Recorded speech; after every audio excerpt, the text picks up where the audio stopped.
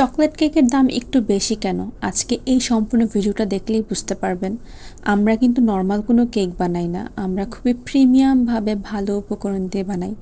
একটা কেক বানানো মানে শুধু যে উপরে ক্রিম লাগিয়ে দিলাম এটাতেই শেষ হয়ে যায় না। এই যে কেকটা দেখছেন, প্রতিটা লেয়ার আলাদা আলাদা করে সেট করা, প্রচুর পরিমাণে চকলেট ক্রিম আর এই রিচ চকলেট গানাশ, এগুলো কিন্তু কম খরচের জিনিস না।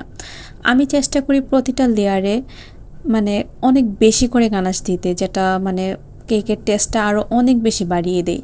শুধু ক্রিমের সাথেই যে গানাশ ব্যবহার করি এমন না, ক্রিমের সাথেও অনেক বেশি গানাশ ব্যবহার করি, আবার প্রতিটা লেয়ারে আলাদা করেও গানাশ দিয়ে দিই।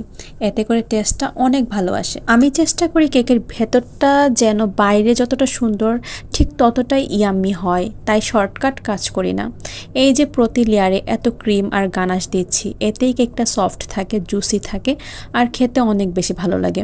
অনেকে ভাবেন কেক মানে শুধু ডিজাইন, কিন্তু আসল ব্যাপারটা হচ্ছে ভেতরের কোয়ালিটি। কোন চকলেট ইউজ হচ্ছে, কতটা ইউজ হচ্ছে, ক্রিমের টেস্ট কেমন, এগুলোই একটা কেকের আসল ভ্যালু। আর সত্যি বলতে ভালো একটা চকলেট কেক বানাতে ইনগ্রেডিয়েন্ট অনেক খরচ হয়, সময়ও লাগে অনেক। তাই আমরা চেষ্টা করি এমন একটা কেক দিতে যেটা শুধু সুন্দর না, খাওয়ার পরও মনে হবে এটা অনেক বেশি মজার।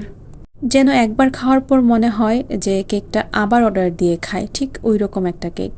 তাই ভ্যানিলা কেকের থেকে চকলেট কেকের দামটা একটু বেশি হয়, যেহেতু পরিশ্রম এবং খরচ দুটাই একটু বেশি লাগে।